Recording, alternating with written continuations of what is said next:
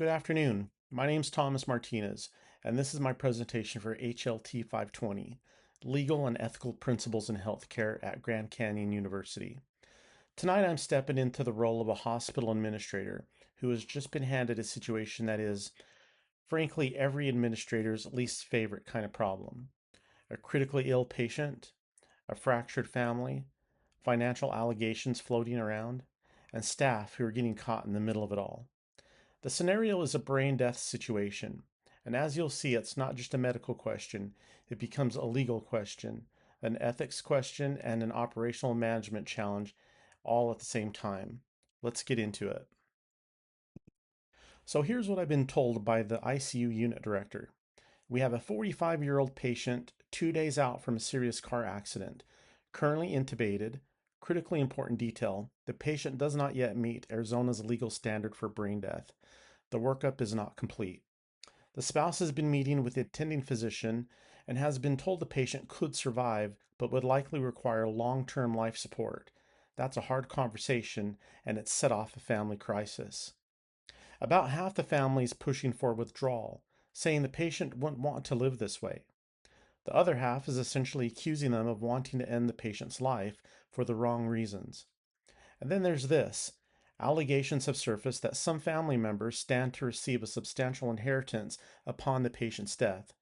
This adds a layer of suspicion to an already volatile situation. And all of this is starting to spill over onto the nursing and medical staff who are trying to do their jobs in the middle of a family war. This is what I'm walking into. Before I make any decisions as an administrator, I need to understand what the medical picture really is and what it isn't. Three things stand out to me here. First, the clinical picture is incomplete. The patient doesn't meet the criteria for whole brain death. Brain death determination isn't a singular moment. It follows a specific sequence protocol. Clinical evaluation, neurological testing, apnea testing. We haven't finished that sequence, and that matters enormously. Second, survival is medically possible. The attending told the spouse that the patient could survive, and that's the central medical fact everything else hinges on. We're not talking about a patient who's been declared dead. We're talking about a patient who is critically ill and alive. Third, and this is where the administrator in me gets concerned, there is a real risk of premature pressure. Family members pushing for withdrawal based on what they believe the patient would want are getting ahead of clinical determination that hasn't been made yet. I cannot let the pressure shortcut the diagnostic process. That would be a medical care failure, not just a communication problem. So, what does complete brain death workup actually require?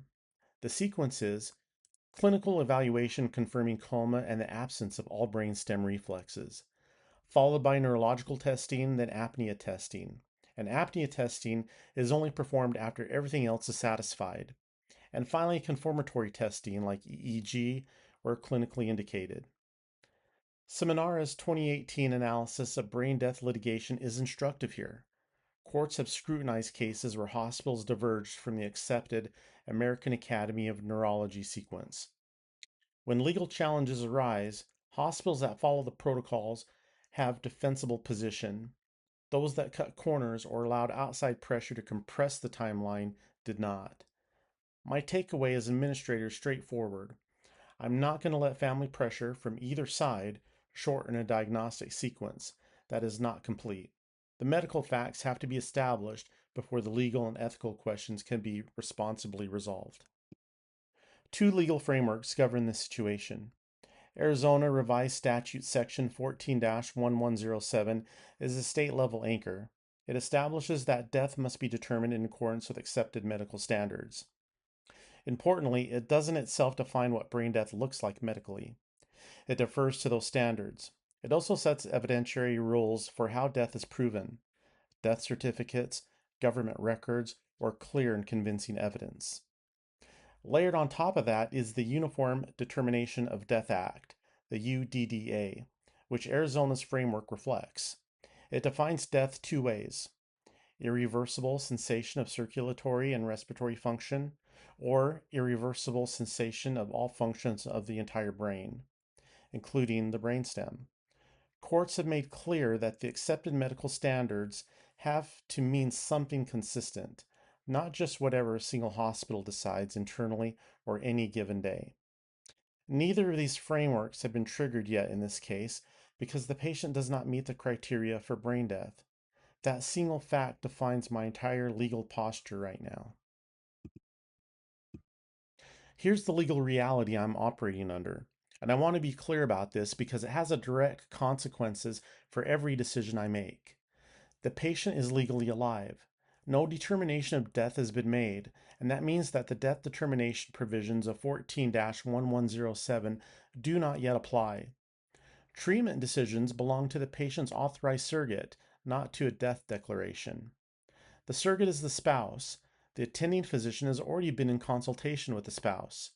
Absent an advance directive that names someone else, the spouse holds decision-making priority under standard hospital policy and the state surrogate hierarchy. Extended family members do not have legal standing to override the spouse. I want to say that plainly because there's going to be pressure to this point. Family members insisting on an outcome are not legal decision makers unless the spouse is unavailable, incapacitated, or a court has appointed a guardian, none of which is the case here. Now, if a brain death determination is eventually made, the legal posture of the case changes. At that point, 14-1107's evidentiary standard governs how the determination is documented and supported, but we are not there yet. Recognizing the spouse as the authorized decision maker is the legally correct call, but I'd be naive to think that it doesn't create its own set of ethical tensions, and I want to name them honestly. First, there's autonomy versus family conflict issue.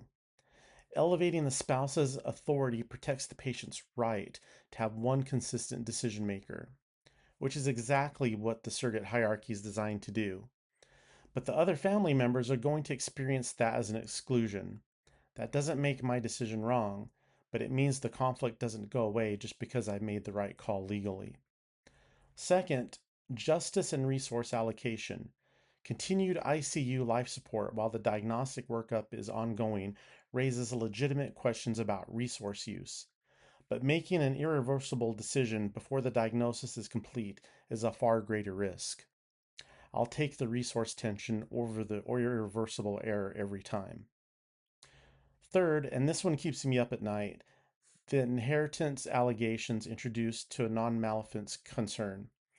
If anyone's position in this dispute is financially motivated, the integrity of the entire decision-making process is at risk. That's true regardless of which side might benefit. My job is to make sure that the process itself is clean, documented, and defensible. Finally, staff morale distress. My nursing and medical teams are taking the family conflict personally because it's landing on them directly. My ethical obligation doesn't stop at the patient. It includes protecting the care team's ability to function. Making the right call once isn't enough. Ethical integrity in a case like this requires a repeatable, documented, consistently applied process. Here's how I'm approaching that. Step 1. Engage the ethics committee early. I'm not waiting for this to get worse. A neutral, multidisciplinary ethics committee review brings structured expertise into a situation that is otherwise being driven by family emotion and financial suspicion. Early is always better than reactive. Step 2. Formally confirm and document surrogate authority. This isn't just an internal understanding. It gets documented, communicated to the clinical team, and communicated respectfully but clearly to the full family. Everybody knows who the decision maker is, and that decision is grounded in policy and law. Step 3. Separate the diagnostic process from the dispute. The brain death workup proceeds on its own clinical timeframe. Family pressure from either side doesn't touch it. Staff are backed by administration on this point. Step 4. Support frontline staff. They should not be navigating a hostile family environment without institutional backing. Ethics committee and risk management are available to them. That's not optional. Let me walk through the specific policies I'm invoking here.